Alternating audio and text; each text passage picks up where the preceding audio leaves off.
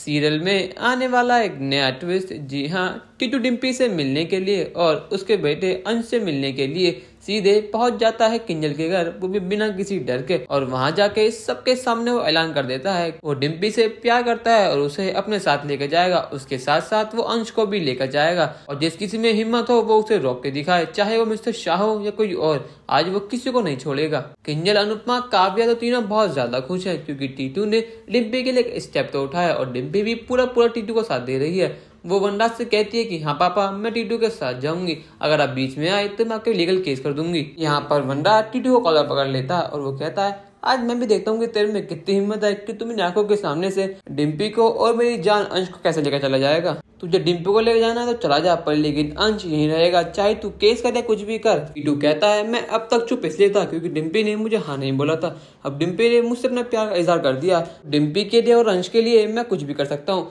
सारी हदें पार कर सकता हूँ। यहाँ पर अब भी अनुपमा पर सारा ब्लेम करती है। वो गुस्से में अनुपमा को सुनाती है। वो कहती है आखिर ये सब तेरी वजह से हुआ, जब तक तू यहाँ पर नहीं आई थी डिम्पी बिल्कुल चुप रहती थी, सारी बात मानती थी, पर लेकिन तूने पता नहीं इसको क्या पट्टी पड़ा दी। अब ये डिम्पी हमारे ही खिलाफ हो गई है। अरे 5 साल से डिम्पी बिल्कुल चुप थी, हमारे कहने पर चलती थी, इस वनराज के आंख दिखाने से चुप बैठ जाती थी, पर लेकिन आज देखो ये वनराज के सामने उंगली उठा रही है, उस पर केस करने की बात कर रही है। ये सब तेरी वजह से हुआ है। अनुपमा के साथ साथ डिम्पी को भी सुनाती है। वो कहती है कि तू सारे एहसान भूल गई क्या, जब तुझे किसी ने नहीं अपना, जब तुझे सबने बाहर निकाल दिया अपने घर से, तुझे हमने अपने घर में रखा, मेरे बेटे समन ने तुझे शादी करी, तुझे इज्जत दिया, जहाँ तू रहने लायक नहीं थी वहां तुझे इज्जत मिली, वहां तू रही, और आज तूने हमें अपना रंग दिखाई दिया। आगे सही कहते हैं कि पराई तो पराई होते हैं। ये बात तो बिल्कुल ठीक है, तो किसी की सगी नहीं है, तो पक्की बात टीटू की भी सगी नहीं होगी, तो कुछ साल बाद इसको भी छोड़ देगी। मेरे बेटे के साथ तूने 7 फेरे लिए थे, तूने जन्मों का वादा किया था, पर लेकिन उसके जाने के 5 साल बाद ही तू हम लोग को छोड़ के जा रही है। तू किससे शादी क्यों कर रही है डिम्पी, आखिर तू कैसी लड़की है। ये सब कुछ जो भी हो रहा है अनुपमा की वजह से हो रहा है। ना अनुपमा होती ना ये सब होता।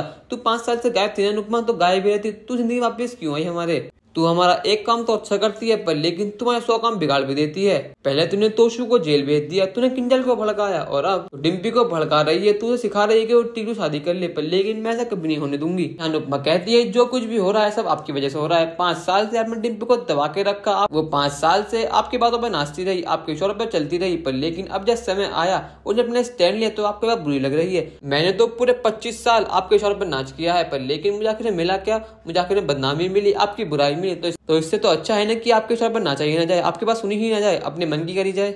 दोस्तों आपको क्या लगता है, डिम्पी शादी करके सही कर रही है गलत, और वनराज डिम्पी को रोक पाएगा या नहीं अंश को साथ ले जाने से? अपनी राय हम कमेंट कर जरूर बताइएगा और चैनल को नहीं सब्सक्राइब तो कर लीजिए। धन्यवाद।